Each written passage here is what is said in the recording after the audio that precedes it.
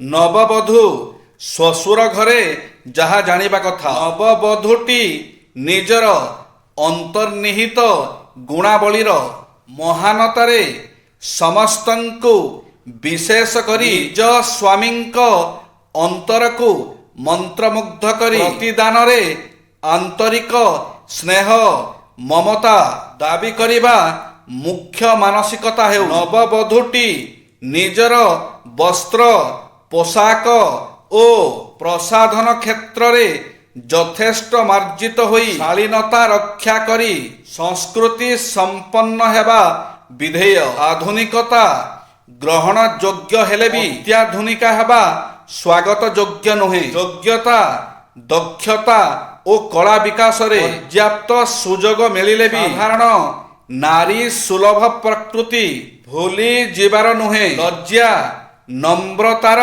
ପ୍ରତୀକ ହେଉ। ସ୍ୱାମୀଙ୍କୁ ସନ୍ଦେହ ନ କରି କାୟ ମନ ବାକ୍ୟରେ ଏକାନ୍ତ ଭାବରେ ଭଲ ପାଇବାର ବିଶ୍ୱାସ ଜାତ କରାଇବା ପାଇଁ ଯତ୍ନବାନ ହେବା ଉଚିତ। ନବବଧୂଟି ଶାଶୁ ଘରର ଚଳଣି ପ୍ରଥା ନିୟମ ଆଦି ସହ ଯଥା ସମ୍ଭବ ପରିଚିତ ହୋଇ ପରିବାରର ଶ୍ରଦ୍ଧାଭାଜନ ହୋଇପାରିବ। ଅନେକ ସମୟରେ ଅନ୍ଧବିଶ୍ୱାସ କୁହାଯାଉଥିବା ପ୍ରଥା ସପକ୍ଷରେ ବିଜ୍ଞାନ ସମ୍ମତ କାରଣ ମଧ୍ୟ ଜଡ଼ିତ। ମହାପୁରୁଷଙ୍କ କିଛି ଅମୃତ ବାଣୀ। ଚରିତ୍ର ଜୀବନର ସବୁଠାରୁ ମୂଲ୍ୟବାନ ବସ୍ତୁ। ଚରିତ୍ର ଗଠନ ଜ୍ଞାନର ଚରମ ଲକ୍ଷ୍ୟ ହେବା ଉଚିତ। ଉପକାର କଦାପି ବ୍ୟର୍ଥ ହୁଏ ନାହିଁ। ଉପକାର କରି କୌଣସି ଆଶା ରଖିବା ନିଜର ସତ୍କର୍ମ ଉପରେ ଆଞ୍ଚ ଆଣିବା ଛଡ଼ା ଅନ୍ୟ କିଛି ନୁହେଁ। ସଫଳତା ବା ବିଫଳତା ଆମ ହାତର କଥା ନୁହେଁ। ଠିକ୍ ଭାବରେ କର୍ତ୍ତବ୍ୟ କରିବା ଆମ ପାଇଁ ଉଦ୍ଦିଷ୍ଟ।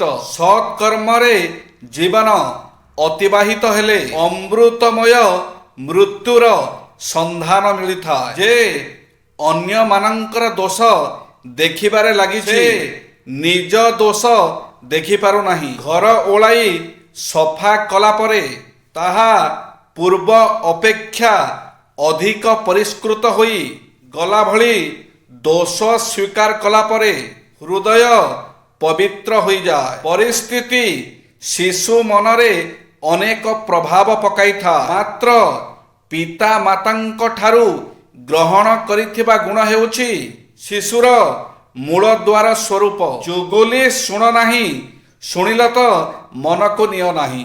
ଓଜନ କମାଇବାର ସହଜ ଉପାୟ। ଛଣା ଖାଦ୍ୟ ଖାଇବେ ନାହିଁ। ନିୟମିତ ସାଲାଡ ଖାଇବେ। ପିଆଜ ରସୁଣ ଅଦା ଖାଦ୍ୟରେ ସାମିଲ କରିବେ। ଅଧିକ ଲଙ୍କା ମସଲା ଖାଇବେ ନାହିଁ। ମାଛ ମାଂସ ଅଣ୍ଡାର ପରିମାଣ କମାଇବେ।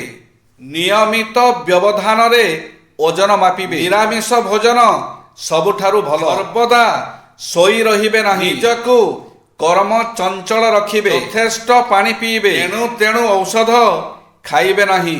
ବିଳାସ ବ୍ୟସନରେ ମାତିବେ ନାହିଁ। ଉଷାପାନ କରିବେ। ପ୍ରାତଃ ଭ୍ରମଣ କରିବେ। ଜାମ୍ ଜେଲି ମାଖନ ପ୍ରତି ଲୋଭ କମାଇବେ। ଧ୍ୟାନ ଯୋଗାସନ କରିବେ। ଆମେ ଇଚ୍ଛା କଲେ ବିପଦ ଓ ଦୁଃଖକୁ ଜୟ କରିପାରିବା।